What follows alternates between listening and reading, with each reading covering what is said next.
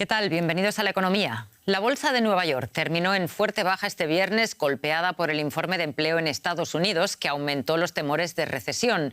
El Departamento de Trabajo informó que en el mes de agosto se crearon en el país 142.000 nuevos empleos y que la tasa de desempleo se redujo una décima, llegando al 4,3%.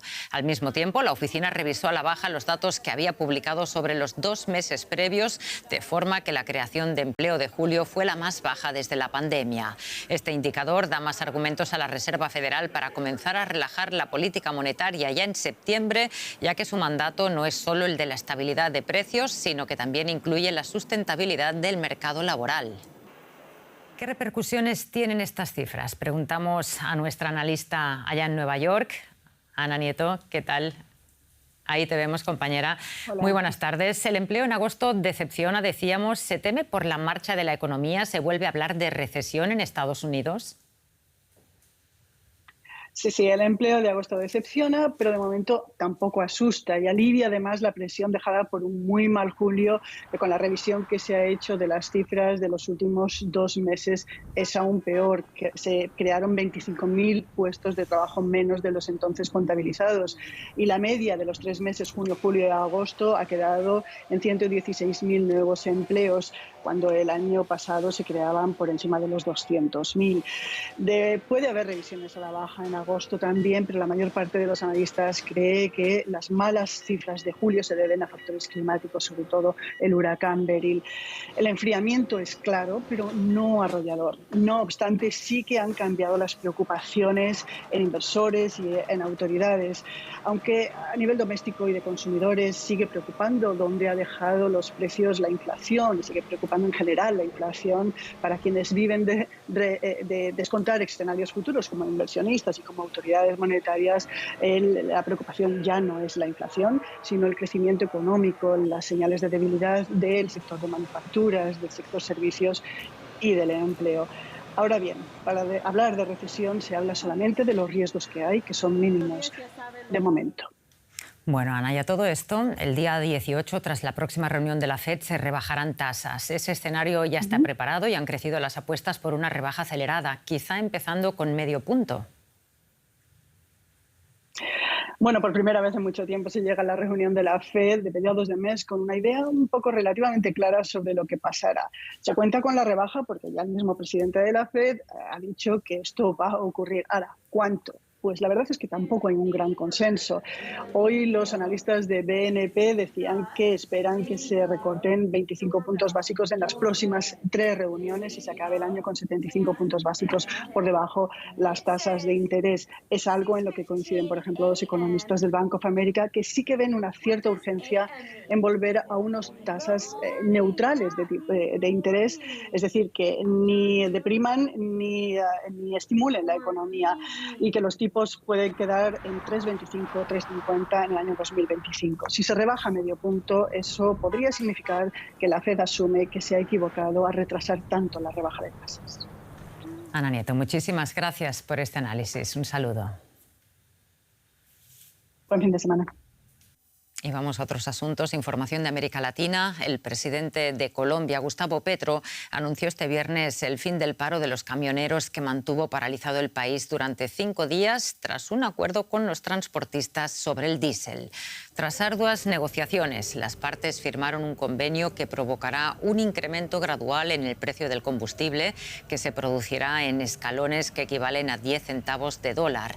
El gobierno había reducido las subvenciones a los combustibles, permitiendo un incremento del 20% en el precio, lo que sacó a los transportistas a las calles. En un comunicado, Petro manifestó que su objetivo es cambiar la matriz energética del transporte para llevarlo a fuentes de energía limpias y baratas. Y a continuación, un resumen de otras notas económicas. La huelga de trabajadores de la estatal Aerolíneas Argentinas obligó a la reprogramación de 185 vuelos, afectando a unos 15.000 pasajeros.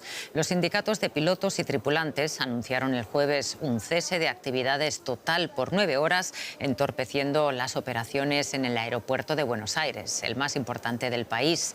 Los pilotos exigen un 70% de incremento salarial. El peso mexicano opera este viernes por segundo día consecutivo por encima de las 20 unidades frente al dólar. La moneda ha mostrado una sostenida depreciación desde las elecciones presidenciales de principios de junio, en las que obtuvo la victoria la oficialista Claudia Sheinbaum.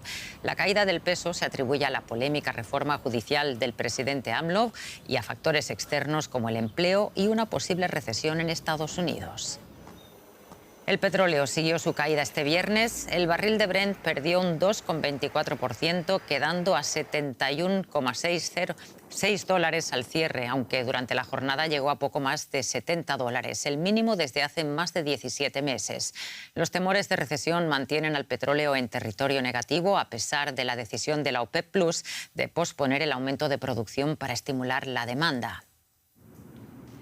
China manifestó este viernes su firme oposición a las nuevas restricciones anunciadas por el Departamento de Comercio de Estados Unidos, que afectarán a las exportaciones de tecnología clave como los semiconductores. Según una vocera del gobierno chino, estas barreras artificiales impuestas por Washington van en contra de los principios de la economía de mercado y no benefician a ninguna de las partes.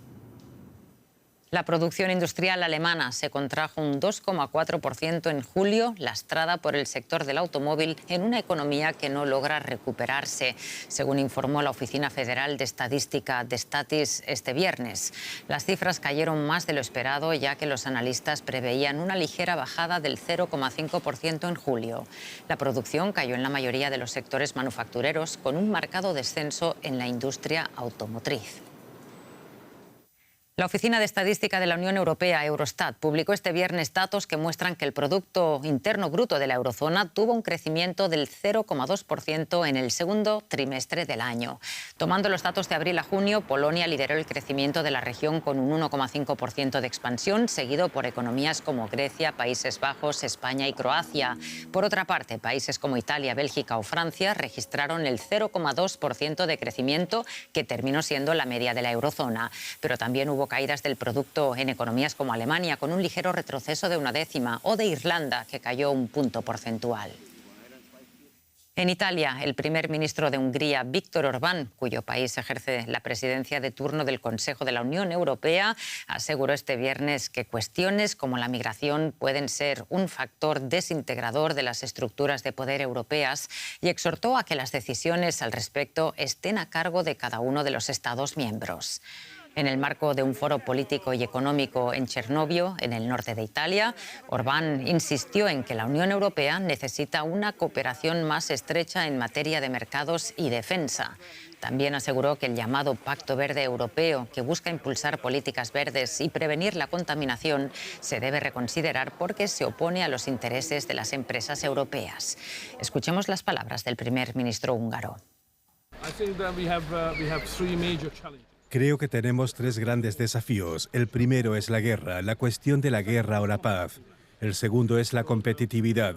Así que el objetivo principal de la presidencia húngara es elaborar un nuevo pacto de competitividad para toda la Unión Europea, porque sin un nuevo pacto no podemos ser competitivos ni con Estados Unidos, ni con China, ni con Occidente, ni con Oriente. Y el tercero es la migración, porque la migración es un factor de desintegración en la política europea. El pacto que nos impusieron hace un año fracasó.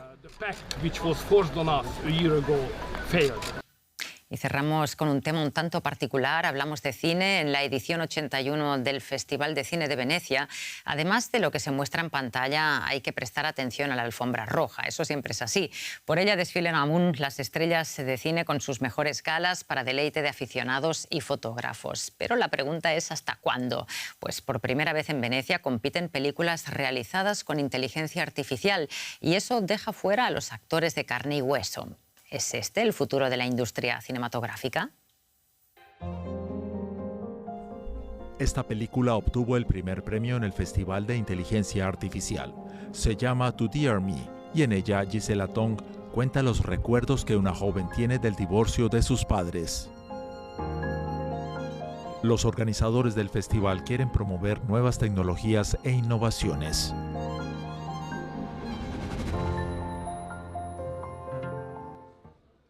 No ha sido fácil que este festival se celebre durante el Festival Oficial de Cine de Venecia. Contactamos con muchos festivales de películas alrededor del mundo. Muchos de ellos nos dijeron, no los queremos, porque es obviamente un proceso que preocupa a toda la industria.